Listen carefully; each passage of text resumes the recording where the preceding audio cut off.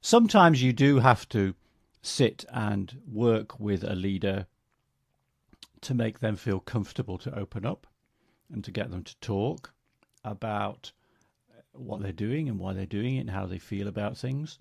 Not because they're trying to hide something, but just because they are not comfortable about sharing their ideas in that way. There's one guy in particular who he was French, so English wasn't his first language. He spoke very good English, but he was still very self-conscious about his English. But also he was a bit of an introvert, so he did find it difficult to open up and be expansive. He was okay one-to-one, but he didn't like. He found it difficult in big groups. And the thing was, I interviewed him one-to-one, but the presence of the microphone made him feel he was very profoundly aware of and conscious of the presence of the microphone. So that made him feel like he was addressing a huge audience. Couldn't get over that.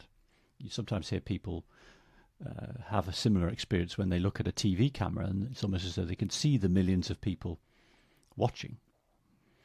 And so in those situations, and what I had to do with him, is you just have to take a little bit more run-up time, and you just have to really go for a very casual, friendly, conversational, chatty style. And, say, well, we won't start the interview yet. We'll just talk about a few things and kick a few things around, and then gradually edge towards the actual interview and draw them out. Because the thing was, he's very passionate about what he was doing, and in the end, I managed to get that passion coming out because I was genuinely interested in what he was doing. So I was able to convey that interest to him as I spoke to him. And he started to sort of open up and open up. And after about 3 or 4 minutes of opening up on something, he stopped and he looked at me and he said, "You're really good. Let's do the interview. Turn the machine on. Let's do the interview." And I said, "Well, the machine's been on for the last 20 minutes, so just carry on talking." And we got there.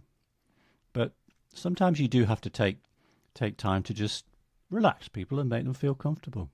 Was that an interview from someone who specifically wanted to do a podcast, or was that an interview someone was told that they were going to be on a podcast? Yeah, great question.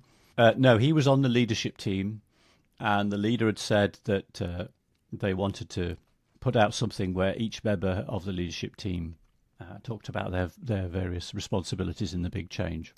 So he was doing it under instruction, and was uncomfortable about it, and had made it clear to his boss that he was uncomfortable, but had been told, "Well, give it a try.